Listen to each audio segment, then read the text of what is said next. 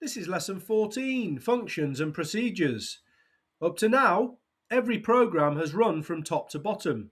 In this lesson, we'll organize code, reuse it, and pass data into it using parameters. This is how real programs stay readable and manageable. So let's have a look at the do it now. True or false? Strings store text data. Question number 2. Len, two brackets, returns the length of a string. Question number 3. Programs can reuse code automatically. Question number 4. Functions help reduce repetition. And question number 5. All code must be written once only. Get your answers together and we'll go through them shortly.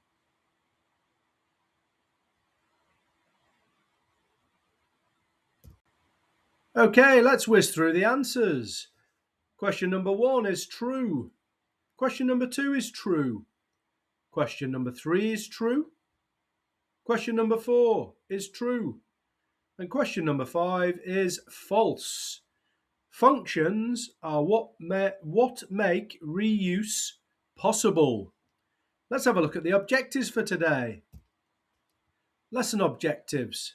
By the end of this lesson, you should be able to understand what functions and procedures are, use parameters to pass data into functions, and call functions from main programs. But what on earth is a function or procedure? A function is a named block of code. It can be run whenever it's needed. A procedure is a function that does not return a value. Functions make programs easier to understand, maintain, and error check. They can be used many times. Let's have a look at this example, number 1. This is a simple procedure. Pause the video, open Create with Code, and enter this code accurately. Before you run it, predict what's going to happen when you run the code. When you run the code, you should find the code inside greet runs every time the function is called. We didn't need to rewrite the print statement, did we? Why not try changing the print message as well, from hello to something different as a string? Why not change the def greet subroutine name and see what happens? Do you get an error message? Can you fix it? Do you need to change lines 4 and 5 to be able to fix it? Pause the video, make sure you've entered this into Create with Code before you move on. Let's have a look at example number 2. Procedures and parameters. Okay, before we enter this into Create with Code, we need to understand that any subroutine, procedure or function begins with the word def. It means you're defining that subroutine, procedure or function. Then the procedure has a name called greet and it has a parameter name. Enter this into Create with Code. See what happens when you run the program. Just remember, a procedure or subroutine is an out-of-line block of code with a name that does not return a value. A parameter is a variable passed into a subroutine or procedure. Pause the video, enter this into Create with Code, run the program, and see what happens. Okay, let's have a look at example number 3. Example number 3, function and a returning value. Before we enter this into Create with Code, let's have a look at the little annotations.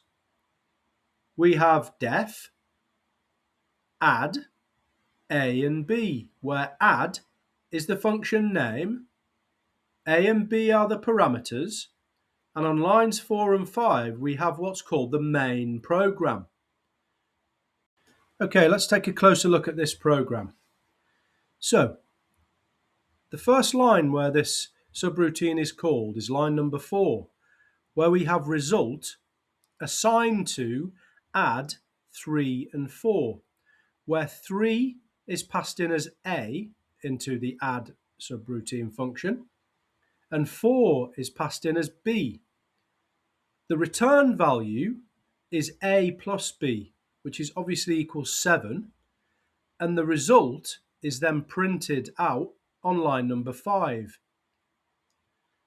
Why don't you change the values of 3 and 4 to different values? Try changing the name and causing a deliberate error. Just remember, a function is an out-of-line block of code that returns a value, and a parameter is a variable passed into a function or a subroutine. Run this on Create with Code before we move on to the live coding session. Okay, let's have a look at the main program, the average calculator. Before we move on, I wanted to take a look at the structured approach to programming. This is the structured approach to programming, where we have easy to read code and that's easy to understand for humans. It's really easy to error check. It's easy to modify, and it's really easy to reuse code. In this, we have subroutines, subroutine names, parameters, return values, and local variables. Local variables only exist within a subroutine. So, the function handles the calculation here. The main program supplies the data. This keeps the program organized and avoids repeating the code. Let's code, people. Okay, let's code. So line number 1, we have the word DEF, and then we're going to calculate underscore, and these are the same as variables. Subroutines, if they are 2 words, they must have an underscore in between or just become 1 word. Average, which is the total, and the count as the parameters. So here on line number 1, we have calculate average as our subroutine name and total and count as the variables that we're passing into the subroutine. And this subroutine is going to return the total divided by, or forward slash, the count. Divided by in Python is different to the divided by in maths, where you've got the line and the 2 little dots in maths. In Python, it is the forward slash. Before we move on, I'll add the T to the total, and we can move down to then writing the main program. Marks underscore total equals 210, and there are 3 students, and then we have the average, which equals, we're going to write our subroutine name, calculate underscore average, which is going to be assigned to the word average, where the marks total underscore total is going to be passed in with the students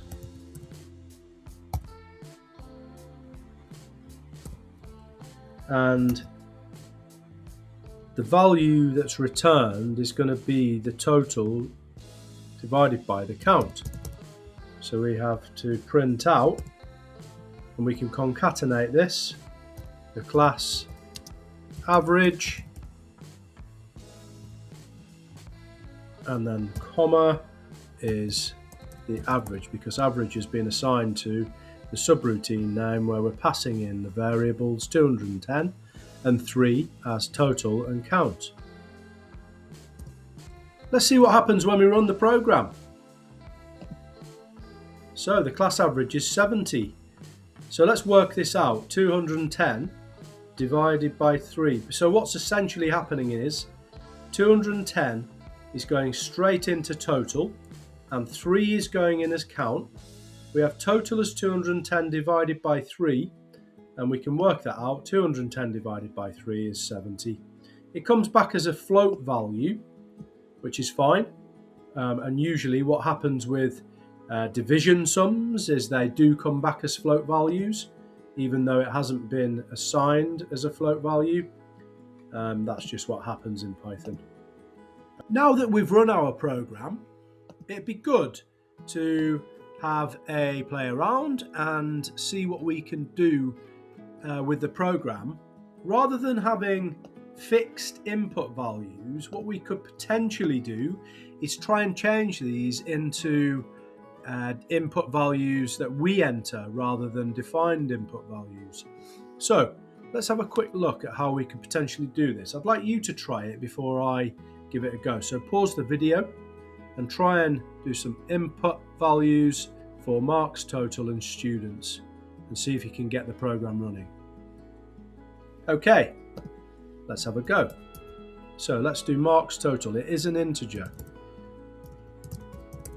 Input, and then let's say enter the total marks, 2 brackets at the end, and then rather than 3 students, we're going to label this as an integer. Input, enter the number of students. Let's see what happens when we run this. Enter the total marks. So let's see how many marks. Let's say this is a full class of students. So we're going to go 1,346 marks. Okay. Enter the number of students. We're going to say 27 students are in the class. Okay, we've got a class average of 49.85185 and so on and so forth. This works so far. So currently we've got a huge decimal value as our average. We can stop this happening by entering another function into this line of code here, where we've got our average outputting. What we can do is we can round the value to a number of decimal places by specifying the number of decimal places we want to round it to. So we can go average, and if we want it to 2 decimal places or 3, we can round it up or down to that value. I'll show you how this works. If we just do it to 3 and then run the program, we can enter the number of marks and the number of students, and it rounds it to 3 decimal places rather than the large value that we had. What I want to do is, rather than having it to 3, I'm going to round it to 0 decimal places. So it should come back as a float value, but it should be a whole number float value. So if I do the same sum, 1, 2, 3, 4 marks and 27 students, before we had 3 decimal places, now we have a whole value. So we can specify the class average was 46, which it just makes things a little bit simpler. The round function is a useful function to have when you're dealing with float values and divisions. The last thing I wanted to demonstrate with this program was using a local variable within the subroutine function. So here I'm going to enter a local variable just for demonstration purposes really, but if you enter this with me as well, I'm going to call this local, and what I'm going to do, I'm going to make it an integer and allow us to input an extra value into this calculation. So I'm going to put enter extra student marks, and this is just a demonstration. And what I'm going to have to do is when the return value returns, I'm going to have to add on the the local variable marks that are gained by this one student. I'm going to have to put this in brackets as well because I want this to happen first before it's divided by the count. So if we run this, this is our local variable here. It only exists within the subroutine rather than outside the subroutine, which makes it quite easy. If I make a mistake, I can tweak it. If I want to change the name, I can change it quite really easily because it exists only within this subroutine.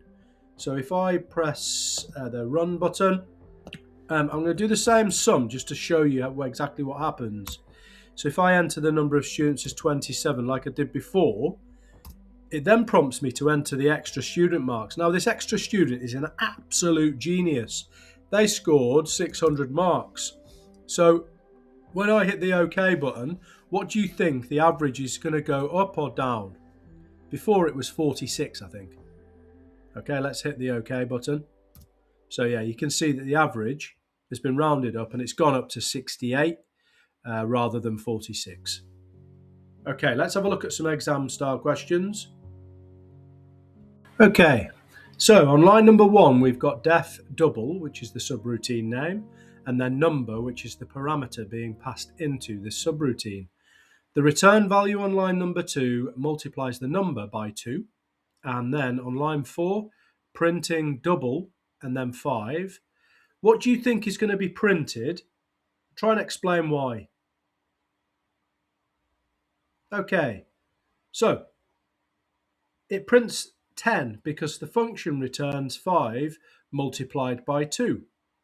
Let's have a look at some final questions to test your knowledge on the main program.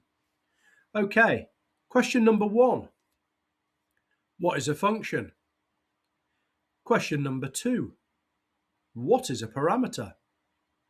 Question number 3. What does return do?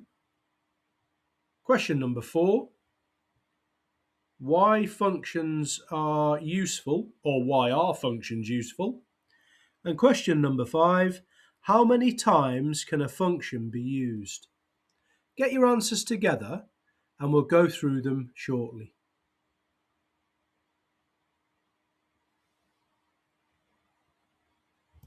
Okay, let's whiz through these answers. Okay, number 1, what is a function? A function is an out-of-line block of code that returns a value. Question number 2, what is a parameter? A parameter is a variable or an argument passed into a function. Question number 3, what does return do? Return passes a variable or an argument back to the main program. Question number 4, why are functions useful? Functions are useful. You only have to write code once. You can reuse it just by typing its name. It's really easy to error check and it's really easy to modify. And question number 5, how many times can a function be used? This is the useful thing about functions. They can be called an unlimited amount of times. I really appreciate you watching this video and I hope it's been useful. I'll catch you next time. Bye-bye for now!